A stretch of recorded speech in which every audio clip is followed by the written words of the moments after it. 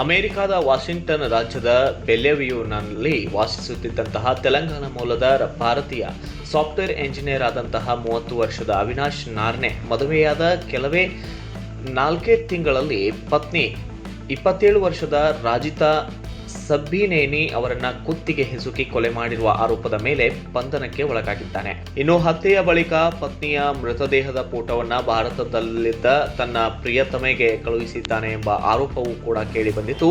WhatsApp ಚಾಟ್ಗಳು, digital ದಾಖಲೆಗಳು ಹಾಗೂ ಇತರೆ ಎಲೆಕ್ಟ್ರಾನಿಕ್ ಸಾಕ್ಷ್ಯಗಳ ಆಧಾರದ ಮೇಲೆ ಪೊಲೀಸರು ಎನ್ಕ್ವೈರಿ ಮುಂದುವರಿಸಿದ್ದಾರೆ.